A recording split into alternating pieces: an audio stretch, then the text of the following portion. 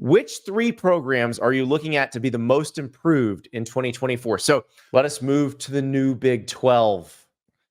Utah was one of the best programs in the Pac-12. Last year at Utah was a very strange situation. Cam Rising coming off a knee injury in the Rose Bowl that was very serious. And I think they knew before the season started that they weren't going to have Cam Rising all year. They also weren't going to have Brant, the tight end, who was looking like a first-round prospect before he got hurt in the 2022 season. But he's been out, and now he's back. So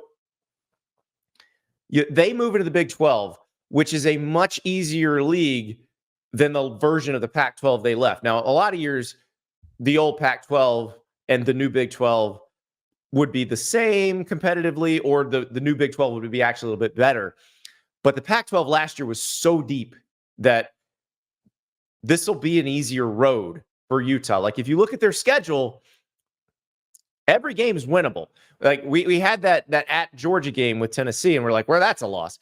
There is no game that you look at on this schedule for Utah where you think that's a loss. And so the reason the schedule looks like this on the graphic, where you see a bunch of road games in a row, a bunch of home games in a row, we don't yet know exactly what the order is going to be because the Big 12 is still working on that. That, I think, will matter. Like, order will matter, and we'll have to parse that when it happens. But at Oklahoma State, at UCF, look like the two really tough ones here. You get Iowa State at home. You get BYU in the renewal of that rivalry at home. Arizona, remember Noah Fafita and Tatoria McMillan coming back. Brent Brennan is a very good coach, the guy who replaced Jed Fish, so don't count out the Wildcats just yet. But overall, this is a much more manageable schedule than the one Utah had to play last year. And the Utes went 8-5, but they kind of ran out of gas. And that's to be expected. We never had the quarterback you expected to have. You never could quite get that going. So they lost 5 of their last 7. I don't think that's going to be a problem now. So again, Cam Rising is back. Brant Kuithe is back. They got another tight end, Carson Ryan, who's from Utah but played originally at UCLA. He comes in. They have Landon King, who came from Auburn before last season. So that position group is very deep. On the line of scrimmage, they're always good.